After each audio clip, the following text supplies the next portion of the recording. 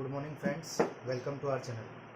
कल के वीडियो में हमने काउंटेबल नाउन और अनकाउंटेबल नाउन के बारे में पढ़ा था। वो वीडियो आपको कैसा लगा आपने कमेंट्स करके बताया, और अभी तक यदि वो वीडियो आपने नहीं देखा है तो उसको पहले देखें, उसके बाद में आज का वीडियो आपको क्लियर होगा। और भी बहुत सारे ग्रामर पोर्शन हम कंप्लीट कर चुके हैं जो कि हमने प्लेलिस्ट में ऐड कर दी है, चाहे वो टेक्स्ट बुक हो, वर्कबुक हो, ग्रामेटिकल पोर्शन हो, है ना। सारी चीज़ें आपको प्लेलिस्ट में जाकर मिलेंगी। तो इसलिए आप हमारे चैनल को पहले सब्सक्राइब करें, और सब्सक्राइब करने के बाद में आपके फ्रेंड्स, रिलेटिव्स, क्लासमेट्स के पास इनको शेयर जरूर करें। आज के वीडियो में हम क्लियर करेंगे मच और मैनी का यूज़ कब होता है। It's all depend on countable and uncountable noun. तो कहने का तात्पर्य यह है कि मच और मैनी जो है वो काउंटेबल और अनकाउंटेबल के ऊपर डिपेंड करता है। अब पहले इसकी डेफिनेशन देख लेते हैं, उसके बाद में एग्जांपल के साथ इनको क्लियर करने का प्रयास करें। पहले तो इनका अर्थ देखें तो इसका अर्थ होता है मात्रा में अधिकता। मच का प्रयोग अर्थ होता है मात्रा में अधिकता, और मैनी का प्रयोग होता है संख्या में अधिकता।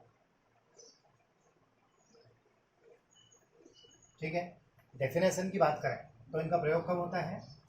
मच रिफर्स टू अमाउंट और क्वांटिटी, ये ध्यान रखना है।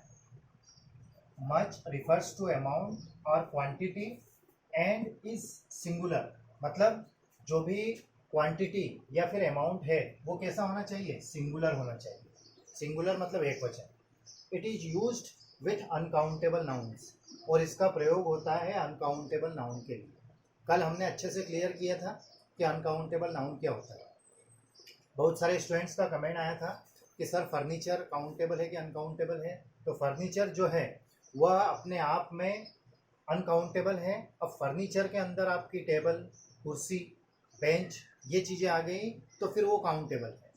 ठीक है। उसी प्रकार से एक वर्ड और मैं बता देता हूँ, मनी।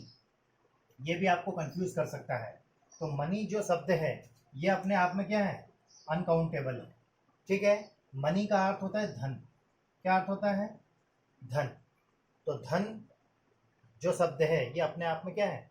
इसको हम गिन नहीं सकते, इसकी मात्रा बता सकते हैं, लेकिन इसके अंदर जो करेंसी है, जैसे रुपया है, डॉलर है ना, ये सारी चीज़ें हैं वो फिर काउंटेबल के अंतर्गत आएंगी। ठीक है। तो उम्मीद करता हूँ ये चीज़ें आपको क्लियर हो गई होंगी। तो मच की डेफिनेशन क्या है? इसका प्रयोग अमाउंट या क्वांटिटी के पहले या उसको दर्शाने के लिए किया जाता है, और वो कैसी होनी चाहिए? सिंगुलर। साथ ही अनकाउंटेबल नाउन के साथ इसका प्रयोग होता है। अब बात करते हैं मैनी की। तो मैनी का अर्थ भी ज़्यादा होता है, मच का अर्थ भी ज़्यादा होता है। यह मात्रा या संख्या दर्शाने के लिए, माफ कीजिएगा, यह मात्रा या फिर अमाउंट दर्शाने के लिए, और इसका प्रयोग किया जाता है संख्या दर्शाने के लिए। तो डेफिनेशन को पढ़ते हैं। Many refers to number. Number का अर्थ होता है संख्या। एंड प्लूरल, जो भी संख्याएं होंगी तो प्लूरल के साथ में। It is used with countable nouns, इसका प्रयोग काउंटेबल नाउन के पूर्व होता है। ठीक है। तो ये दोनों चीज़ें हम डेफिनेशन के माध्यम से हमने क्लियर करने का प्रयास किया है। इन दोनों डेफिनेशन को आप नोट कर सकते हैं। अब हम इनके एग्जाम्पल्स देखते हैं। ठीक है। और कुछ क्वेश्चंस भी मैं आपको दूंगा जो आप मुझे कमेंट्स करके बताएंगे। फिलहाल हम कुछ एग्जाम्पल करते हैं। क्लास 12th में हमने टेक्स्ट बुक की यदि बात करें तो 11 चैप्टर कंप्लीट कर दिए हैं विद एक्सरसाइज, और क्लास 10th में 10 चैप्टर हमने कंप्लीट कर दिए हैं। एग्जाम्पल देखते हैं। पहला है, there is not milk in the jug. देखिए यहां पर एग्जाम में दिया हुआ रहता है मच या फिर मेन। सबसे पहले हम क्वेश्चन को पढ़ेंगे, there is not milk in the jug. तो यहां पर देखिए रिक्त स्थान के जस्ट बाद में क्या है? मिल्क आया है। तो मिल्क को हम सबसे पहले ये देखेंगे कि ये मिल्क नाउन है। तो ये नाउन कौन सी नाउन है? काउंटेबल है या अनकाउंटेबल है? तो कल हमने अच्छे से क्लियर किया था कि मिल्क है, वाटर है, ऑयल है, ये क्या है? अनकाउंटेबल। अनकाउंटेबल कैसे है? जैसे मिल्क है, तो मिल्क को हम काउंट नहीं करते हैं। इसको काउंट करने के लिए इसके पहले हम कोई सी भी यूनिट लगाएंगे, जैसे लीटर लगाएंगे, है ना। हम बोलेंगे कि आधा लीटर या 500 ग्राम दूध चाहिए, है ना। ये नहीं बोलेंगे कि 500 दूध चाहिए या आधा दूध चाहिए, है ना। आधा चाहिए तो कितना आधा चाहिए? आप बोलोगे कि आधा जग दूध चाहिए, आधा लोटा दूध चाहिए, आधा ग्लास दूध चाहिए। डायरेक्ट ये नहीं बोलोगे कि आधा दूध चाहिए। क्लियर है? तो ये क्या है? अनकाउंटेबल है। और अनकाउंटेबल के साथ में किसका प्रयोग होता है? मच का प्रयोग होता है। तो यहाँ पर किसका प्रयोग करेंगे? मच का प्रयोग करेंगे। नेक्स्ट एग्जाम्पल की ओर चलें।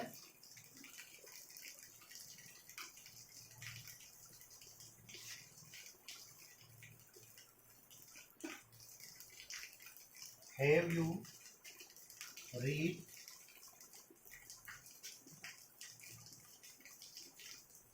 English poems? ठीक है, क्वेश्चन मार्क है यहाँ पर, क्योंकि हेल्पिंग वर्ब आ जाएगी। फिर यहाँ पर दिया गया है मच या फिर मेनी में से किसी एक का प्रयोग करना। तो देखिए यहाँ पर दिया हुआ है इंग्लिश पोएम्स, मतलब अंग्रेजी की कविताएं। पोएम्स दिया हुआ है, प्लूरल है। आपकी 11वीं की कक्षा में अंग्रेजी की कितनी कविताएं हैं, तो आप गिनोगे कि पहली कविता है, चौथी कविता है, 7वीं कविता है, 11वीं कविता है और 15वीं कविता है ना। कितनी हो गई? पहली, चौथी, 7वीं, 11वीं और 15वीं, 5 कविताएं हैं। तो उनको हमने गिना। तो गिना मतलब क्या हो गया? काउंटेबल हुआ, उनको हमने गिना। अब साथ में देखिए प्लूरल भी है, तो जो काउंटेबल हो, तो काउंटेबल के साथ में हम किसका प्रयोग करते हैं? मेनी का प्रयोग करते हैं। ठीक है, तो फिर मैं रिपीट कर रहा हूं, मच का प्रयोग क्वांटिटी या अमाउंट दर्शाने के लिए किया जाता है। ठीक है, तो मच का प्रयोग होगा मात्रा दर्शाने के लिए। फिर मेनी का प्रयोग जो है वो संख्या दर्शाने के लिए प्रयोग में लाया जाता है। क्लियर है? तो ये अनकाउंटेबल के साथ और मेनी काउंटेबल के साथ। कुछ एग्जांपल्स आपको दे रहा हूं, क्वेश्चन दे रहा हूं। इन क्वेश्चंस को आप हल करेंगे और मुझे कमेंट्स करके बताएं। आपके कमेंट्स जितने ज़्यादा आएंगे उतने ही अच्छे से हम वीडियो बना पाते हैं, और आपके कमेंट्स ही एक एनर्जी का कार्य करता है। ठीक है, फॉर मी। अब एग्जाम्पल दे रहा हूँ, एग्जाम्पल तो मैं दे रहा हूँ, लेकिन वो आपके लिए क्वेश्चन है, आपको कमेंट्स करके बताना है।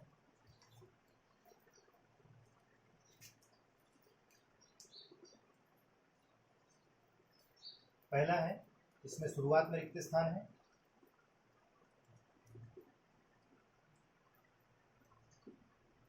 Candidates were called for interview. Much और मेनी का प्रयोग करना है। दूसरा है, आई डोंट नो हाउ रिक्त स्थान थिंग्स he has stolen। ठीक है, एक और एग्जांपल देखते हैं।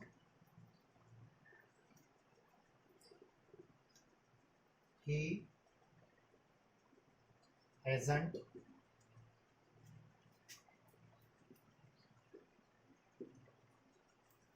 friends as I have।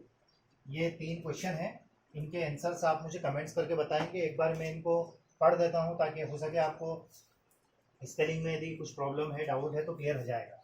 शुरुआत में रिक्त स्थान है, candidates were called for interview. दूसरा है, I don't know how things he has stolen. Stolen का अर्थ है चुरा चुका है, मुझे नहीं पता कि वह कितनी वस्तुएं चुरा चुका है। अगला है, he hasn't friends as I have. उसके इतने मित्र नहीं हैं जितने कि मेरे हैं। तो ये 3 क्वेश्चंस हैं, इनके आंसर्स आप मुझे कमेंट्स करके बताएंगे। ठीक है, और भी ऐसे ही बहुत सारे वीडियोस जिसमें आपका parts of speech, verb, adverb, है ना, नाउन, प्रोनाउन, कंजंक्शंस, सारी चीज़ें हम पढ़ेंगे, है ना। नरेशन आगे हम पढ़ने वाले हैं। तो कहने का तात्पर्य यह है कि कक्षा 9वीं से लगाकर 12वीं तक का इंग्लिश का A to Z मतलब सारा ही मटेरियल हम हमारे चैनल के माध्यम से कवर करने वाले हैं। आप हमारे इन वीडियोस को आपके फ्रेंड्स, रिलेटिव्स, क्लासमेट्स के पास शेयर जरूर कीजिएगा। इसी बात को मैं बार बार इसलिए दोहराता हूँ क्योंकि स्कूल अभी लग नहीं रहे हैं। हमारे इस चैनल के माध्यम से उनको जितना कवर हो सके, जितना फ़ायदा हो सके, वही हम चाहते हैं। ठीक है दोस्तों, thank you very much for watching, take care.